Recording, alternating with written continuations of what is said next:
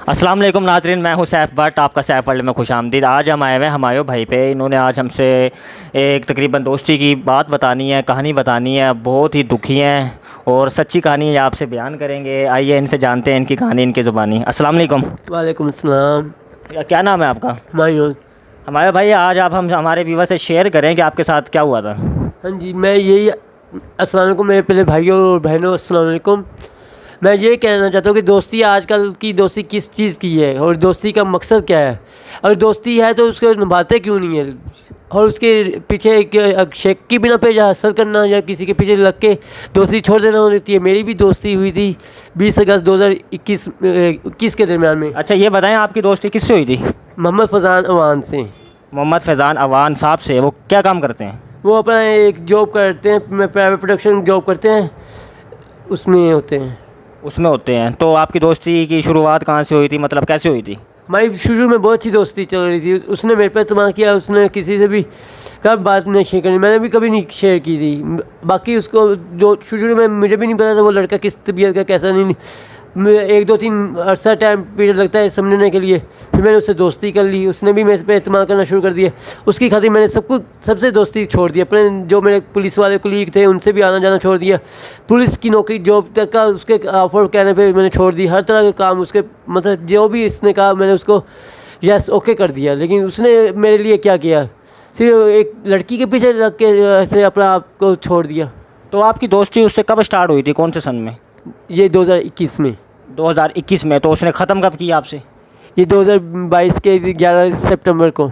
11 सितंबर सन 2022 को। तो आप ये बताएं, उसने ये जो आपसे एक एक करके सारे काम ख़त्म करवाए हैं कि फ़लाँ बंदा छोड़ दे, ये काम छोड़ दे। पहले आप पुलिस में थे मेरे ख्याल से। तो उसने आपसे पुलिस की नौकरी भी छुड़वा दी। तो क्यों छुड़वाई है उसने? ये सारे काम आपसे क्यों दूर किए हैं? कहते ये नजायज़ सारे काम अल्लाह और रसूल को नहीं अच्छे लगते। मेरे उससे काम नाजायज़ है, ये नौकरी करना नाजायज़ है? ये उसके रेफरेंस से तो ऐसे ही है, लेकिन उसको ये तो नहीं पता था कि भाई चलो बंदा एक गलत हो तो उसको सब गलत नज़र आते हैं, ये वजह।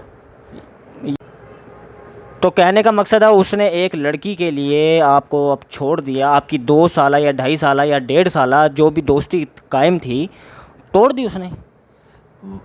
मैं पता नहीं क्या किया उस लड़की के पीछे। कहता वो तो मेरी हर चीज़ ओके है उसके साथ, लेकिन मैं एक दोस्त के नाते समझता हूँ कि लड़का लड़के की दोस्ती नहीं होती, लड़के लड़के का इत्मीनान नहीं होता। क्या लड़की पे इतना इंटरेस्ट है उसे, अगर इतना इंटरेस्ट है तो उसके ऊपर जहाँ उसने अपनी शादी की बातचीत चलाई हुई है, अपने माँ बाप से मंगनी भी कही हुई है, उस बेचारी का क्या कसूर है? उसके अलावा बाकी जो कहते हैं उसने बाहर आउट ऑफ सिटी में लड़कियों से दोस्ती लगाई हो, उसे भी समझना चाहिए कि भाई दोस्त का कोई हक नहीं पूछने का। अगर दोस्त गलत लाइन पर जा रहा है तो उसको एक दोस्त समझा नहीं सकता कि भाई ये राइट है, ये रॉन्ग है। मैंने इतने से बस उससे कहा कि ये राइट है, ये रॉन्ग है, उस पर अमल नहीं किया। उसने मुझे छोड़ दिया एक लड़की के पीछे रॉन्ग हो के। क्या मेरा यही कसूर था बस? तो आप उससे अब कुछ कहना चाहेंगे मोहम्मद फैज़ान अवान साहब से? मोहम्मद फैज़ान अवान से यही कहना चाहता हूँ, यार इत्मीनान करके सब कुछ ट्रस्ट दिला के फिर क्यों छोड़ा मुझे? वजह बता सकते हो? और नहीं वजह बता सकते तो मेरे सामने बात तो करते। तो आपने उसे मैसेज या कोई कॉल या कोई वीडियो कॉल या उसके पास जाने की कोशिश नहीं की भाई आप उससे वजह पूछ सकें कि उसने आपको क्यों छोड़ा है? मतलब इतनी आपकी गहरी दोस्ती थी, आप बेस्ट फ्रेंड थे, आपने उससे पूछने की कोशिश नहीं की? उसने वजह ही नहीं बताई, पता नहीं उसके दिल में क्या है। तो क्या कहता है जब आप उससे ये सवाल करते हो? मुझे उस दिन के बाद मिला ही नहीं। मिला ही नहीं है जी। आपने मिलने की कोशिश नहीं की या वो मिला नहीं है? मिला ही नहीं है। हालांकि मस्जिद 5 टाइम नमाज़ पढ़ने जाते थे बकायदा।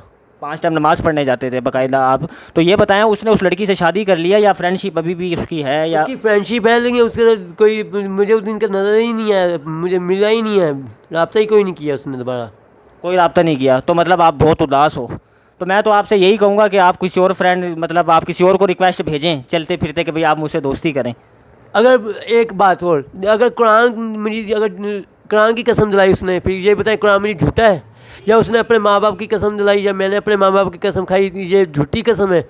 और उसने सब कुछ ये कस्में जो अल्लाह और रसूल के वास्ता दे के की दोस्ती की, और कुरान मस्जिद में से उठवा के कहा कि कुरान की कसम खाओ, उसने भी उठाया। तो ये क्या हमारे में झूठ पर चलता रहती 1 साल 1.5 साल से?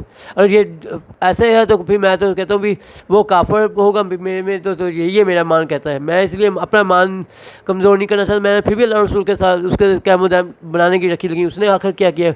उसने कोई जवाब ही नहीं दिया। इसका मतलब वो काफर होगा। मैं तो अपना ईमान पुख्ता है मेरा, मैं अपने ईमान से तो नहीं फिरा ना। मैंने उसकी खातिर सबको छोड़ दिया, फिर भी उसे यकीन नहीं था। हत्ता कि उसने मेरे मोबाइल की चेकिंग तक की, मैं सब नंबर डिलीट किए हुए हैं, फिर उसे यकीन नहीं था। फिर आखिर क्या वजह है? दोस्ती की यही नाम हो गया कि शक की करते रहना। तो इतने अरसे से जब वो आपके साथ रहता था, आपको ज़रा ख्याल नहीं आया कि उसकी दोस्ती में मिलावट है, वो अनकरीब आपको किसी भी लम्हे वो छोड़ सकता है, तो आपने उससे पहले अलहदा होने की क्यों नहीं कोशिश की? उसने मुझे ट्रस्ट दिलाया था कि भाई मैं नहीं छोड़ता, लेकिन इसको मेरे एतमाद का ये फ़ायदा दिया है कि भी उसने दोस्ती छोड़ दी, वजह भी नहीं बताई।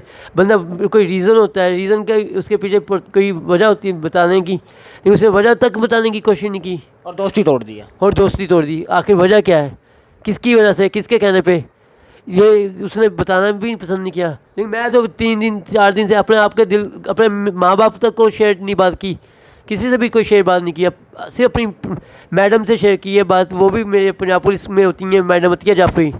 मैडम अतिया जाफरी, अतिया जाके उनसे आपने शेयर किया, तो मैडम ने कुछ कहा है आपको? मतलब उन्होंने यही कहा, वो हज़ारों आए हज़ारों गए, तुम दिल पे ना लो बस। लेकिन मेरा तो ईमान है ना कि जो कुरान की कसम खाई मस्जिद में खड़े होके और अपने माँ बाप की कसम खाई, मैं फिर जाऊँ, मैं अपनी किससे दोस्ती लगाऊँ? अब मैं अपने खुदा को क्या जवाब दूंगा, अल्लाह के हुजूर सामने क्या जवाब दूंगा? ये दोस्ती इसी के भी कसम खाओ, झूठी कसम खा लो, फिर भूल जाओ कुरान को कि कुरान क्या चीज़ है।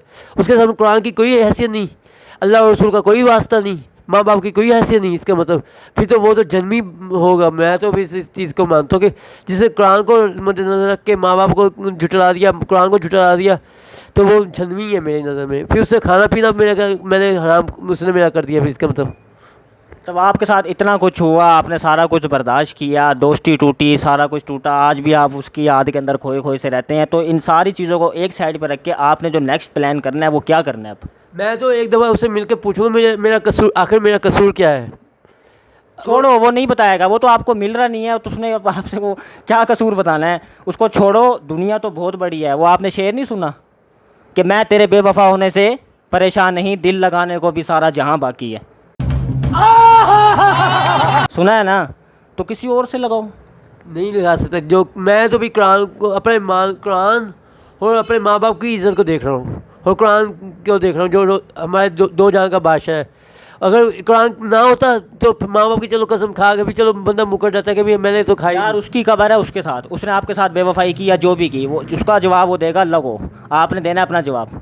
नेक्स्ट यही है, कोई अच्छा दोस्त ढूंढो, उसके साथ दोस्ती लगाओ। आप चलो ये बताओ, ये जितनी भी हमारी नौजवान नस्ल फिर रही है जो कि अपने माँ बाप को छोड़ के रातों को लेट घर जाती है, इनके लिए कोई मैसेज देना चाहेंगे आप? इनके लिए यही है कि भाई अपने वक्त पे अल्लाह ताला ने दिन बनाया है रोज़ी के लिए, और रात है सुकून से। अगर ज़्यादा ही टाइम वेस्ट करना है तो वही अल्लाह के घर में गुजारें, अपना अल्लाह का सजदा करें और नवाफल पढ़ें, कुरान पढ़ें, अपना कुरान तर्जुमे बाकायदा तो 5 टाइम नमाज़ पढ़ें। मेरा तो अक़ीदा है कि जो एक टाइम खुलूस नीयत से नमाज़ पढ़ लेता है ना, अल्लाह ताला उसके सारे गुनाह अगले पिछले इस्लाम भी बख्श देता है, आखिरत में भी उसकी आखिरत भी अच्छी कर देता है। और अपने अल्लाह पाक से तर्जुमे के साथ कुरान पढ़ें। आपको देखें कुरान क्या करे, इससे बेहतर कोई बेहतरीन साथी नहीं है। आपकी बेहतरीन साथी किताब जो है, इससे अच्छा दोस्त रहनुमाई करने वाली किताब यही है हमारे अल्लाह ताला ने दी। और आप इस चीज़ को अगर देखना चाहते हो, अगर जन्नत का नज़ारा देखना तो अपने माँ बाप को देखें। बाकी दोस्ती में कुछ भी नहीं है, लेकिन दोस्ती वो देखें जो वफादार। उसने वफादारी की कसमें खाई, मैं निभा रहा हूँ, लेकिन आगे उसने कौन सी वफादारी की है, वो अल्लाह उसको रसूल माफ़ करे। उसको अब भी कहता हूँ कि अब भी लौट के आ जाए, मैं उसके लिए वैसे ही हूँ जैसे पहले था और रहूँगा। मैंने रोज़े माशरे तक जवाब देना है उसको। ज़रा मेरे कहने पर एक शेर सुना। वो कौन सा? उसे कहो कि मिलना नहीं अब कभी हमसे, हम दोनों के रास्ते हैं जुदा जुदा। ये मेरे से नहीं हो सकता। I am very sorry. हमारे भाई की तरफ से एक शेर पढ़ना चाहता हूँ कि मिलना नहीं अब कभी हमसे, हम दोनों के रास्ते हैं जुदा जुदा, एक तू खफा एक मैं खफा, नाम दोनों के बेवफा। शाबाश बेटा, बहुत बढ़िया मुन्ना। अब ठीक है, ये मैं अपने आप को बेवफा नहीं कहूँगा। अगर चलो जी, आप नहीं बेवफा, मैं बेवफा। अब ठीक है, ये नामुमकिन नहीं, मुझे अभी किसी पे भी बिलीव नहीं है। बस नाज़रीन, जिससे दिल लगेगा ना, कहते हैं जिससे दिल सच्चा दिल लगा हो ना, उस पर इंतज़ार करना चाहिए। उम्मीद पे दुनिया कायम है। नहीं जी नाज़रीन, आप ये देख सकते हैं, मेरी रिक्वेस्ट है मोहम्मद फ़ैज़ान अवान साहब से कि एक दफ़ा आप इनको बताएं कि आपने इनसे दोस्ती क्यों तोड़ी है, या आपने कोई इनकी हरकत या कोई इनकी बात देख ली थी, तो मैं आपसे रिक्वेस्ट करता हूँ कि आप इनके पास आएँ और इनको एक बार ज़रूर बताएं। नहीं तो बेचारे खोए खोए से रहते हैं, बेचैन से रहते हैं कि इनका कहीं नहीं दिल लगता, यहाँ तक कि खाना भी नहीं खाते। तो बस आपसे यही रिक्वेस्ट है, अपना ख्याल रखिएगा। मिलते हैं आपसे नेक्स्ट वीडियो में। अल्लाह हाफ़िज़।